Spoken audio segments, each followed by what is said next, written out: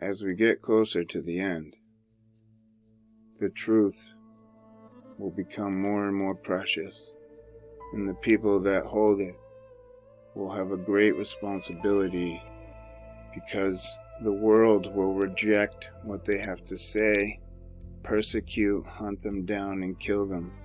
These truths are hard, and it takes a certain kind of person led by God to bring these truths to the surface. So choose you this day whom ye will serve. As for me and my house, we will serve the Lord. Welcome. Today, I have a very important topic to discuss with you guys. Do you know what I'm talking about? The Matrix. Do you want to know what it is? For some of you older viewers out there, you'll remember this sound.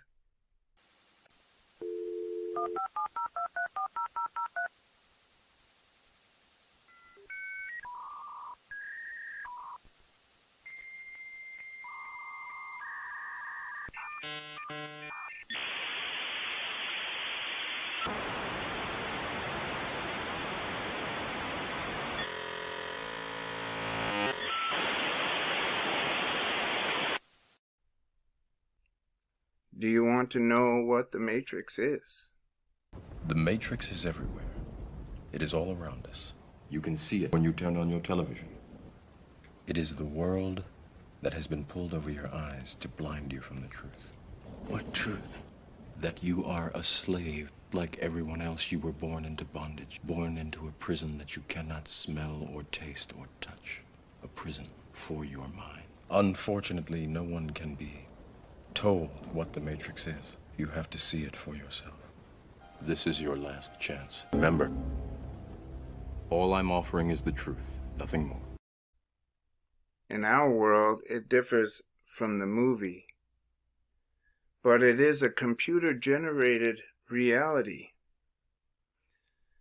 Except instead of us living inside of it physically, we live inside of it mentally. Because we now live through our smartphones, through our smart TVs, through our screens. No matter how you have a screen, that's where you get all your information. That's where a lot of people do shopping. That's where most people spend the majority of their lives now, in this matrix. And it's really a diabolical system brought into existence by the one and only Satan. For this is his world. And this is how he has gained control over so many minds. So in this video, I will be covering the history of the internet. I will be covering D-Wave, which is the quantum computer. I will be sharing an interesting path that the Holy Spirit has led me down. And I will try to edit all the bits and pieces of this video together the best I can. There is a lot to it. I will just ask that you stay tuned and share this video, because I don't think a lot of people understand how much control they are under. We have all been fleeced. Stay tuned. So D-Wave is the quantum computer attached to CERN, which gives the internet the ability to run in real time. And there are many, many of these D-Wave computers now, these quantum computers. And And I will tell you that anything quantum is all about Q. Okay? Anything quantum is directly attached to the Antichrist spirit. Alright? The spirit of Satan. This is what AI is. It's not artificial intelligence. It is a computer that can harness entities. It's technology that an entity in the spiritual realm can inhabit in the physical realm to affect the minds and the people in this realm. And it's doing a pretty good job of it, if you ask me. So I'm going to share some video clips that I've edited up from Jordy Rose, who is giving an interview about his new company Kindred, and he is the inventor of D-Wave, and Kindred is his new project. And just notice the logo on his t-shirt while he's speaking. It's the Ouroboros, the serpent eating its tail. So I'm going to play a few of these clips together right here in this little montage of Jordy Rose. So D-Wave builds quantum computers. The way that they work, if you know how this works, is one of the interpretations is that you tap into these parallel universes and they do computations. Sounds really weird. But what's happened is this idea has been hijacked to describe something called the Mandela effect, which is this thing where the past changes. So think about something you know to be true from the past. And then imagine you went out on the internet and you can't find it at all. It's not there. It doesn't match with your experience. So these people think that D-Wave is responsible, and CERN. And of course, the quantum key to the abyss factors into it somehow. I'm not exactly sure how. The super intelligent AIs. So the one thing I can tell you is they're not going to be like us. So alien means, different. These things that we're building are not going to be people. They might be really smart, they might be really good at all sorts of different things, but they're not going to be like us. They're going to be aliens. And they're going to be, I'm sorry to say, way smarter than every single person in this room, in ways that we can't even comprehend. So this, of course, triggers a lot of alarm. One of the guys who talks about this is Elon, who says things like this, like, when you do this, beware. Because you think, just like the guy in the stories, that when you do this, you're going to put that little guy in a pentagram, and you're going to have your holy water out, and you're going to wave it at the thing, and by God, it's going to do exactly what you say, and not one thing more, but it never works out that way. So this is an attitude that some are having, this emerging alarmism about the way this is going to go. But these words, demons, doesn't capture the essence of what's happening here. I don't know if any of you are turn-of-the-century weird fiction fans, but there's this guy named H.P. Lovecraft, who's a very famous American weird fiction author. And he espoused a view which is called cosmicism. And the essence of cosmicism is cosmic indifference. So what he was saying is basically, yes, there are these massively intelligent entities out there, but they're not good, they're not evil. They just don't give a shit about you even in the slightest. The same way that you don't care about an ant is the same way they're not going to care about you. And these things that we're summoning into the world now are not demons, they're not evil, but they're more like the Lovecraftian great old ones. There are entities that are not necessarily going to be aligned with what we want. So this transition is really, really massively important for our entire species to navigate. And going back to that thing that Sam Harris was saying, nobody is paying attention. This thing is happening in the background while people bicker about politics and what's going to be in the healthcare plan in the US. And underneath it all is this rising tsunami that if we're not careful is going to wipe us all out. Hi, Jordy. My name is Naren, and I do really want to talk to you after this. So, you were talking about summoning the demon by Elon Musk, right? And there are a lot of other pioneers in this industry, such as Andrew Ng, who was a former chief scientist at Baidu. When he was asked the same question about summoning the demon, he said that his analogy was, it's more like thinking about overpopulation Mars. It was completely opposite.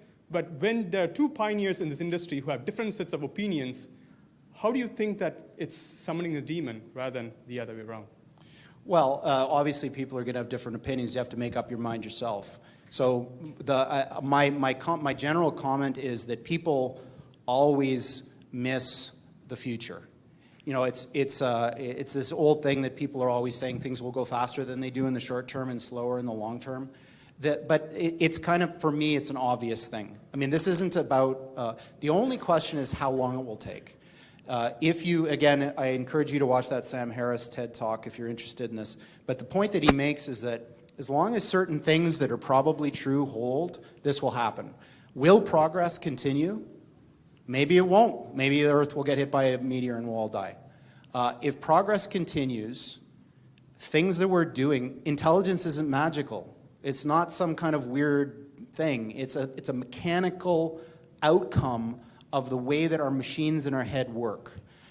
We're going to figure it out eventually. And when we do, we're going to make it better in all sorts of interesting ways. And then you have this weird thing that happens that because the machine is now able to act in its own self-interest, it can take the action to make its own thought process better. We can't do that. So we're stuck with what we were born with, more or less. We can learn things, but that's not the same as getting smarter. So these machines are going to be able to take control of the tools from which they are built to create better versions of themselves. And that, what's sometimes called an intelligence explosion, is something that biological creatures can't undergo. So I think it's an absolutely guaranteed outcome of progress. The only question is when, and I think Andrew would agree with that. James. Hey, great to have you out here. It was brilliant hearing you speak for the first time myself. I'm sure a lot of people here would agree with me. What is your goal to stop the world from turning into that of the Terminator? Right. So there are things about the world that I can't stand, okay? And I think that's probably true for everybody here. You look at the world and there's all these things that you think, shit, what are things like that? So there's a couple of things you can do when you're faced with this.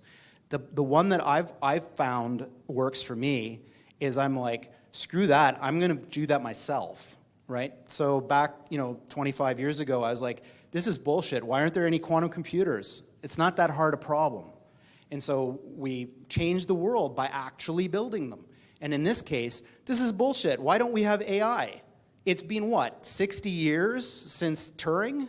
I mean, it's an absolute catastrophic failure of human resource allocation that we spend enormous amounts of money on things that are of no lasting consequence when the mechanism that generates all human flourishing is not understood. It doesn't make any sense. Every single thing that we will ever do and ever have done comes from this property. So when someday all cancer is cured, when polio was cured, when smallpox was cured, these things all came from people's minds. You can continue to do this stupid thing where everybody works on some particular use of the mind. Okay, well, let's go and do X. Let's go to Mars, like Elon says. That doesn't make any sense to me, because every single thing that you can think of comes from the same place. You got to think about what that is. So if you can figure out and bottle this thing that creates flourishing, that creates all of the good things that we think about, we know about the way that we are, that is the key. Do that. So, that's kind of the way that I think about the world. The world doesn't have the things it needs, and you can't just sit by and watch other people do it. So, it just won't happen otherwise. The way I think about this is if Kindred didn't exist, in 20 years, we're still having this conversation. Because the people who are trying to do AI are going to get sidetracked into making a lot of money doing all sorts of bullshit that doesn't matter.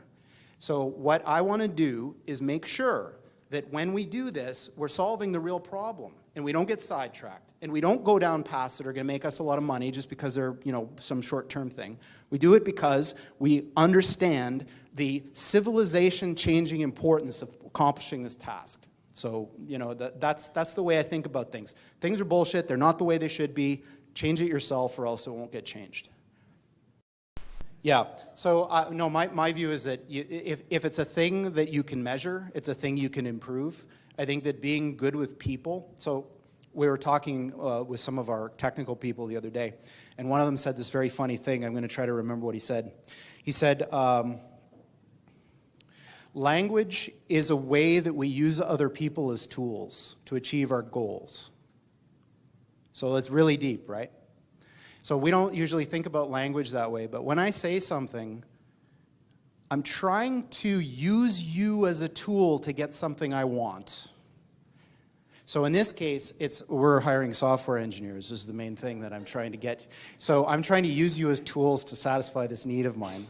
Now, it's a little bit weird to think of things that way, but if you're building an AI and you go and you try to figure out what is language for, language is this thing that is a way to use the people around you to get what you want, which is almost, it's a little sociopathic when you think of it that way, but it's almost a definition of emotional intelligence, is that if you are so tuned in to the responses or how a person will respond to the message that you provide to them, not only your words, but your language and how you act and what you buy and what you wear and all that, that you can always predict that the outcome will be the thing that you want, you're going to be very, very successful. And say politicians are like this. Sometimes you see people and you think these people are just like, man, that guy's got charisma. Like I met Bill Clinton once and he was like, holy shit, I've never seen this before. It's like there's sparks flying off this guy. What was it? He's just got something. And I think that that's a thing that you can measure, and it's a thing you can improve.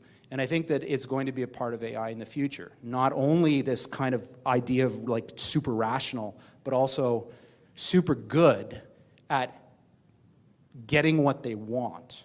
And that's not a bad thing, right? As long as what they want is something good. Like, for example, if the AI is programmed to want to make you happy, say, you might imagine that it will do whatever it can do to achieve that objective, which might mean this sort of thing, giving what you really need when you need it.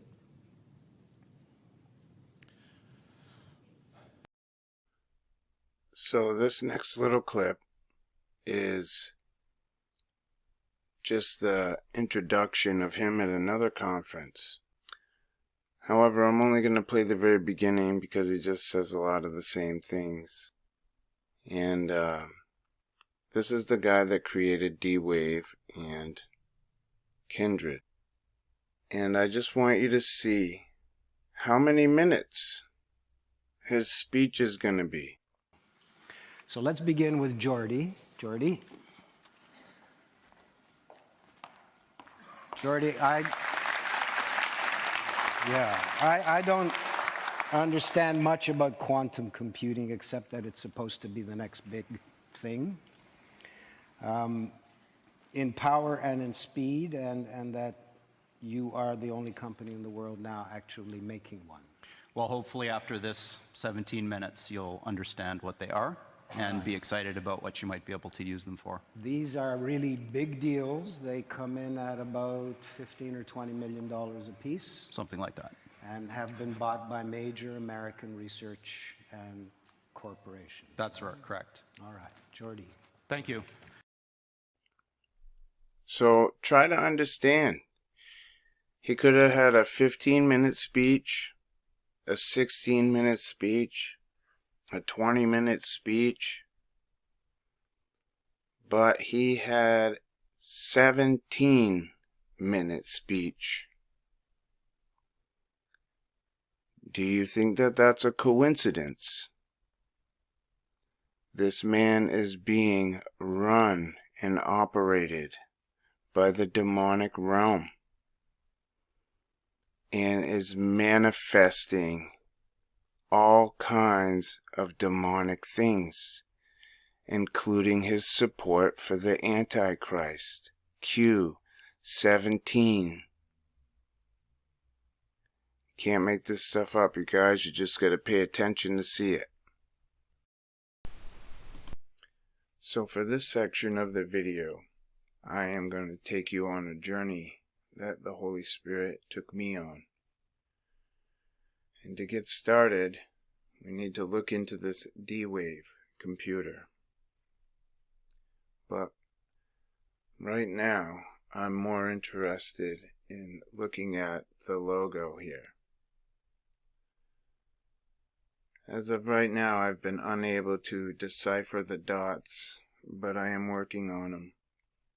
I did not, however, want to get hung up on the dots as they were distracting me from the goal.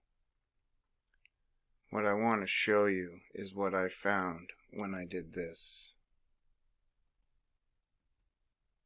So as you can see, the A and the E are now opposite, but there's still an A and an E. And if you read this backwards, it now says demon with an A, which is what got me looking at this in the first place. But then with the guidance of the Holy Spirit, I was inspired to look up Anim. And this is where our journey begins.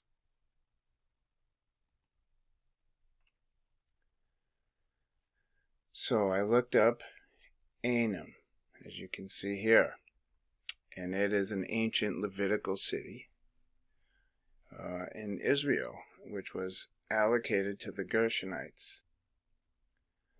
So I Wikipedia'd it, and it says an ancient city. So I clicked that link, and that brought me to here. I read all these pages, but I highlighted just the parts that I need to show you. So, Anem was a Levitical city in Israel allocated to the Gershonites. So then, of course, I clicked on Gershonites.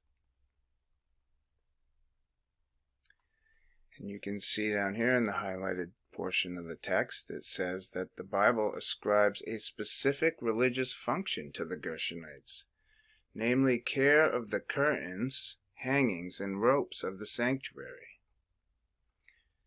I highlighted this because when I saw that they were in charge of the curtains, well, when I see curtain, I think of veil. So they're in charge of putting the veils up. Now we're getting somewhere.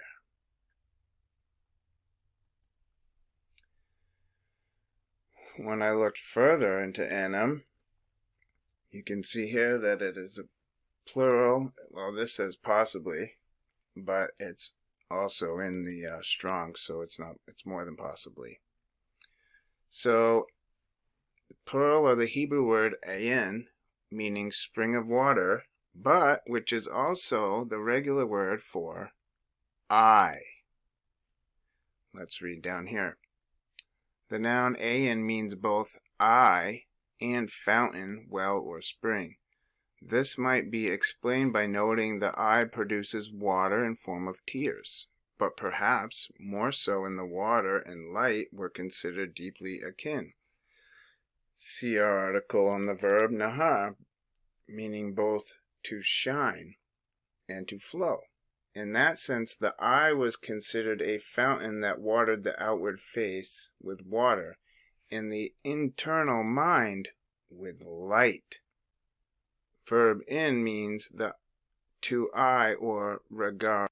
What I found interesting is that the eye was considered a fountain that watered the internal mind with light. So now we're talking about a machine. That means eye, which we all know, the old Peekaboo Club, right? The illuminous ones who cover an eye, all-seeing eye, right? Demonics. So here we have it talking about it watering the internal mind with light, luminous, Lucifer. You see where I'm going with this? Okay? So now I went and looked up the scriptures that this refers to, which is right here. Alright? So when I looked up this in Strong's, you can see here that I looked up NM, okay, city of Issachar, of uncertain derivation. And if we scroll down to the concordance, two fountains, Anem, a place in Palestine, from the dual of Ayin. See, this is what I was saying, that they are connected. So I clicked on Ayin, which is here, and that means and I, okay? So, when I was seeing all these things start to come together, and needless to say, my mind was blown. So here we have this machine, and if you flip its logo upside down, you get an eye that illuminates your mind. Okay, this is exactly what the Illuminati does. This is exactly what Lucifer's goal is. And here we are, having him inhabit this AI, this alien intelligence.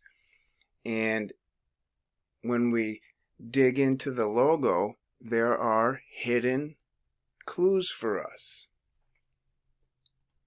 So I have then started to wonder about the D. And as you can see, I was looking at Hebrew letters, and I found this one. This looks like the D to me. It's not an exact thing, but this is where the Holy Spirit has led me to, okay? So when I saw this, right, I clicked on it, and I noticed that the value was 60, which I'm always pretty cautious about any numbers with sixes. So then I wanted to see, because there's different scripts of Hebrew letters, and so I wanted to see the how they've changed over time. So I clicked onto this to find the ancient Hebrew compared to the modern Hebrew.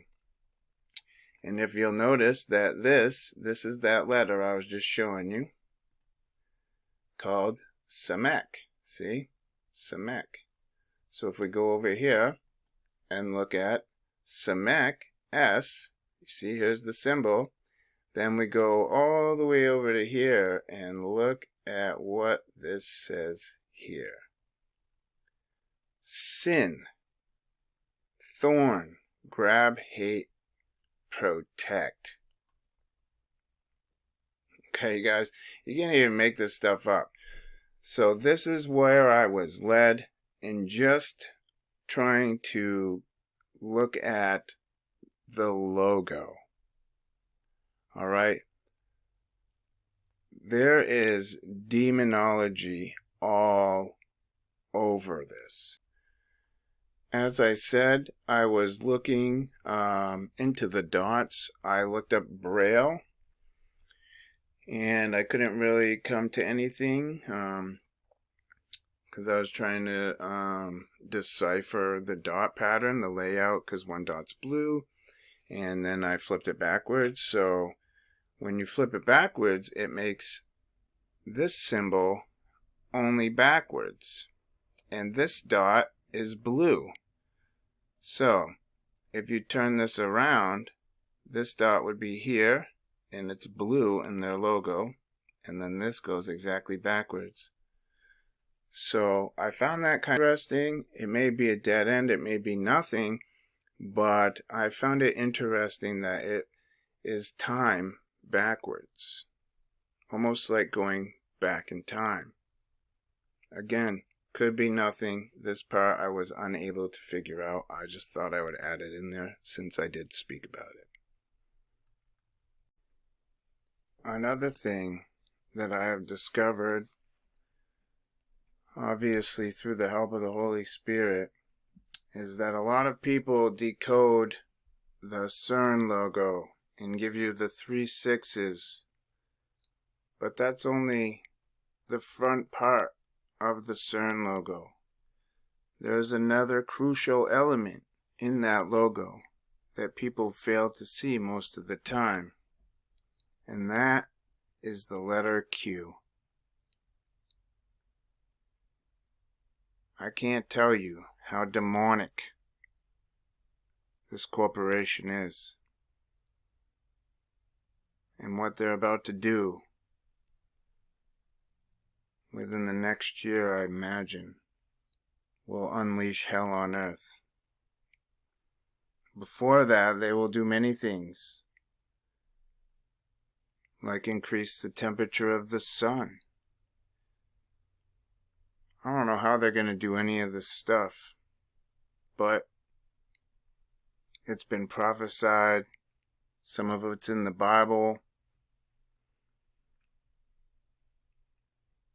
But what's clear is that they're demons, and that all this quantum computing is all behind it. Look at my video called Q Has a Name. I go a little in depth in there about the quantum system. But I just wanted to make this little part here briefly to show you that not only are there 3 6s, but there's also a Q. No deep dive about the Matrix would be complete without first doing a history of the Matrix and how it came to be. So we're going to read the history of the Internet.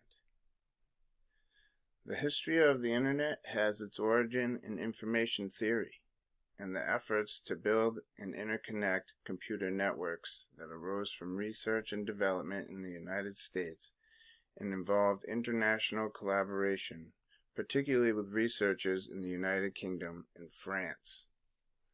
Fundamental theoretical work on information theory was developed by Harry Nyquist and Ralph Hartley in the 1920s. Information theory, as enunciated by Claude Shannon in the 1940s, provided a firm theoretical underpinning to understand the trade-offs between signal-to-noise ratio, bandwidth, and error-free transmissions in the presence of noise in telecommunications technology. This was one of the 3 key developments, along with advances in transistor technology, specifically MOS transistors, and laser technology, that made possible the rapid growth of telecommunication bandwidth over the next half-century. Computer science was an emerging discipline in the late 1950s that began to consider time sharing between computer users, and later the possibility of achieving this over wide area networks. Independently, Paul Barron proposed a distributed network based on data and message blocks in the early 1960s, and Donald Davies conceived of packet switching in 1965 at the National Physical Laboratory, NPL, proposing a national commercial data network in the UK.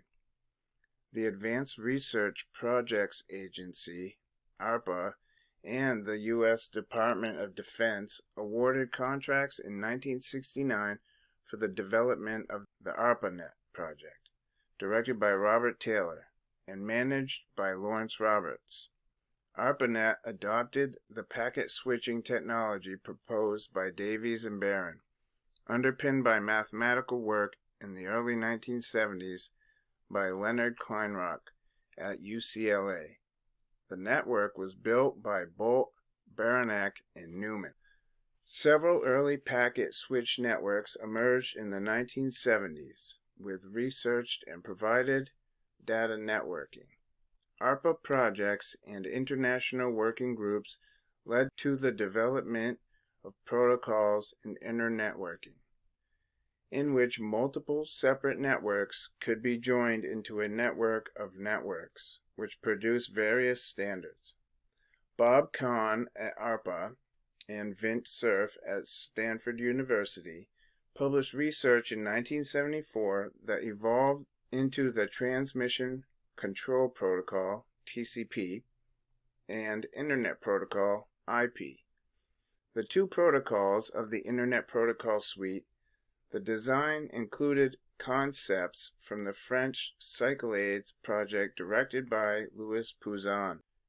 In the early 1980s, the National Science Foundation, NSF, funded national supercomputing centers at several universities in the United States and provided interconnectivity in 1986 with the NSF-NET project, thus creating network access to these supercomputer sites for research and academic organizations in the United States.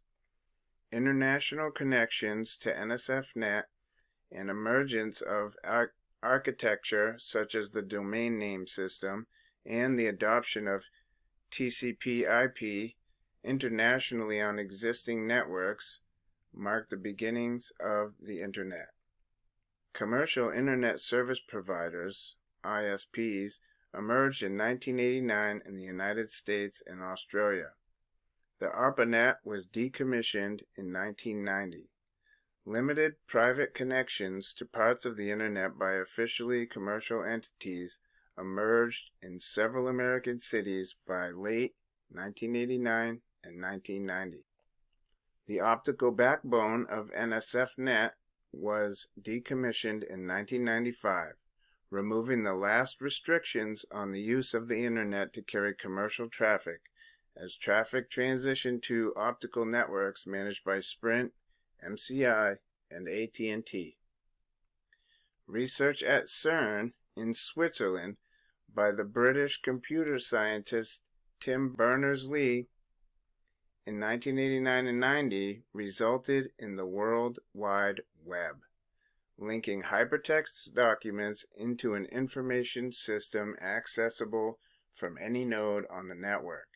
The dramatic expansion of capacity of the Internet with the advent of wave division multiplexing, WDM, and the rollout of fiber optic cables in the mid-1990s had a revolutionary impact on culture, commerce, and technology.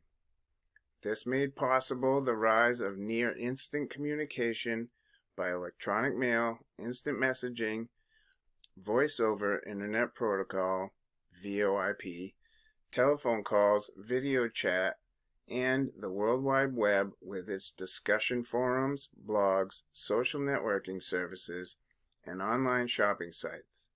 Increasing amounts of data are transmitted at higher and higher speeds over fiber optic networks, operating at 1 gigabits per second, 10 gigabits per second, and 800 gigabytes per second by 2019. The Internet's takeover of global communication landscape was rapid. In historical terms, it only communicated 1% of the information flowing through two-way telecommunications networks in the year 1993, 51% by 2000, and more than 97% of the telecommunicated information by 2007. The Internet continues to grow, driven by even greater amounts of online information, commerce, entertainment, and social networking services. However, the future of the global network may be shaped by regional differences. So a big reason that I wanted to read this all to you was, number one, to give you an understanding of how the Internet came to be. And number two, to show you that CERN has been behind the Internet, or should I say the World Wide Web, since 1989. Okay? And they have slowly been taking over all communications on the Internet. That means every message you see, every page you go to, every social network that you're a part of, everything you do on your phone, TV, anything that has anything to do with the internet, CERN is at the helm. Okay? And I don't know if you guys know this or not, but www, World Wide Web, is code for something else. Okay, this web, this net that they cast over this entire world is demonic.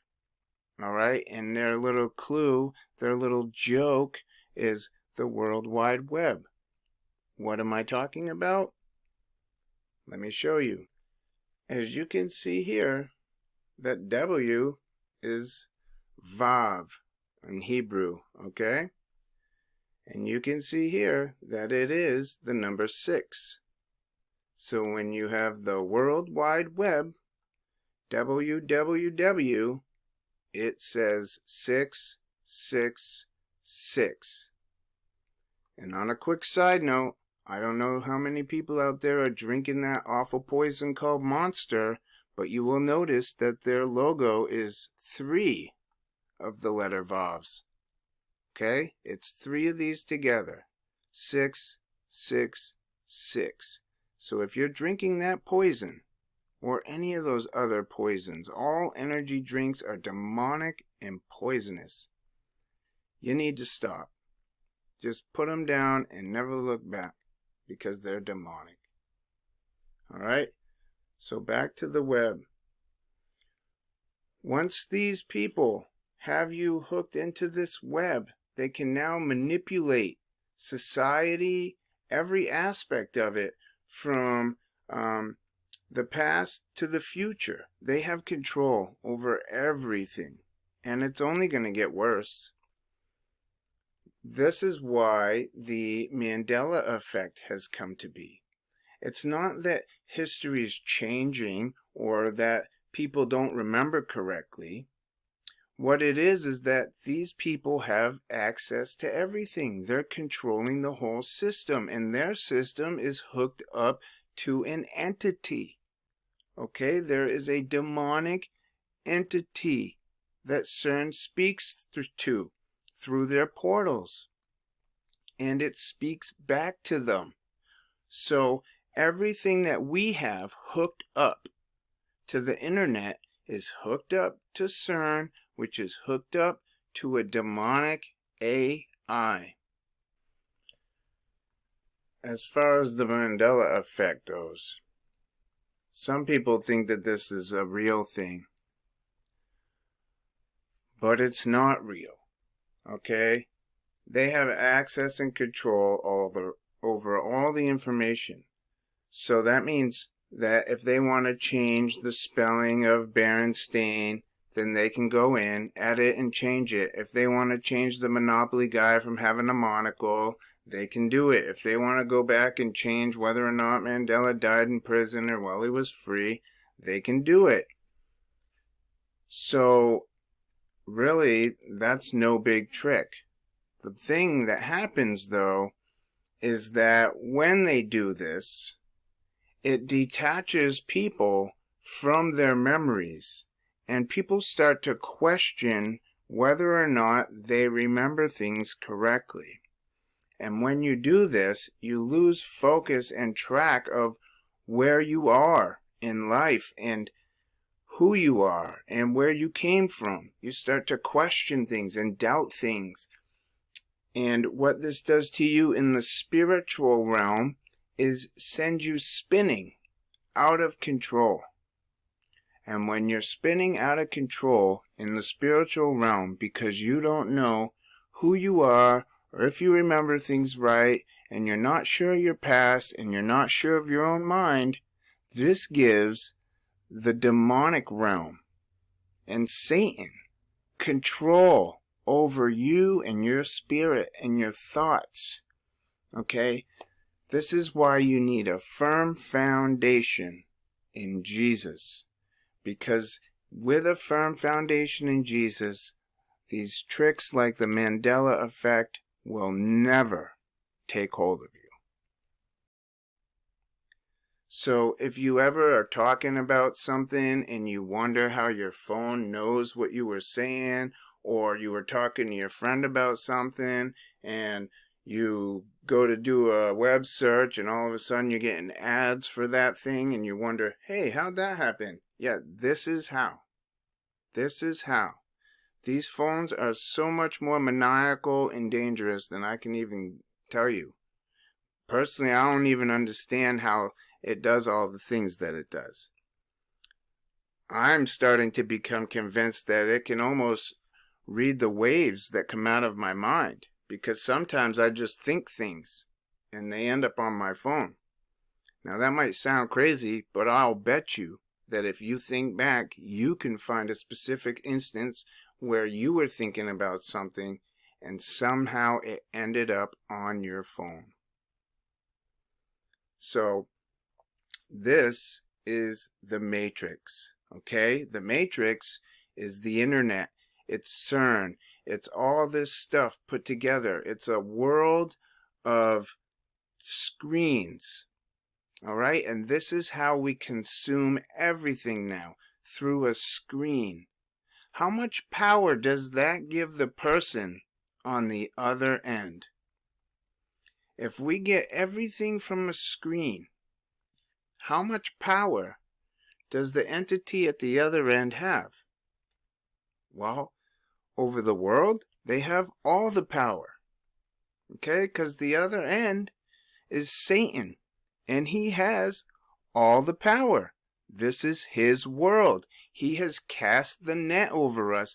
There is a world wide web, and it has been dropped over the top of us, and we have all been caught up in it. And you need to do your best to minimize your usage and to get out of it as much as possible. You need to withdraw, because pretty soon there's going to come a point when they try to introduce the mark, and then you're going to have a very serious decision to make. I've already made mine, and I imagine most of you have already made yours. But it's not going to stop it from coming. But people that live in this matrix, they're going to get it with smiles on their faces. They're going to be excited. Oh, it's the newest, best, hot new thing. It's a new item. Oh, look at this tech. I don't even need a phone anymore. I can just bloop, flow my hand up in the air and then make calls.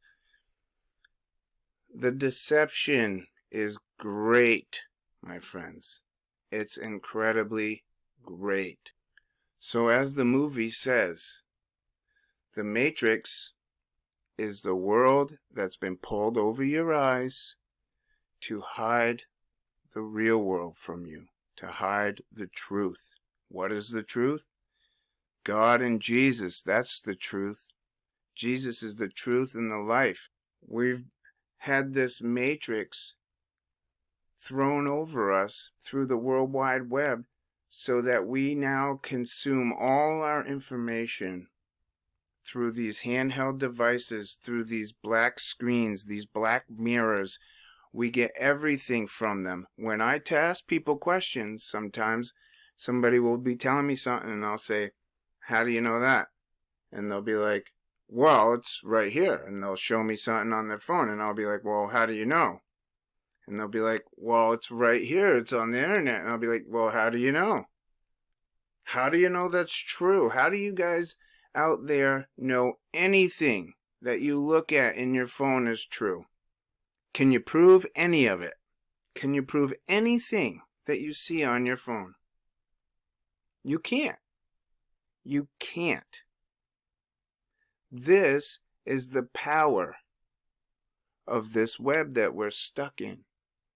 Okay? And believe me, the spider is on his way.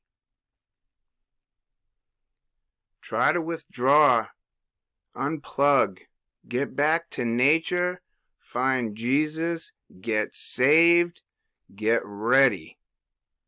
Because the matrix is going to come crashing down on your heads.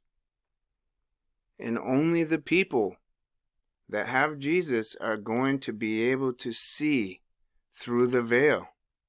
They're the only ones that will break free of the matrix, because Jesus is the truth and the matrix is the lie. Take care.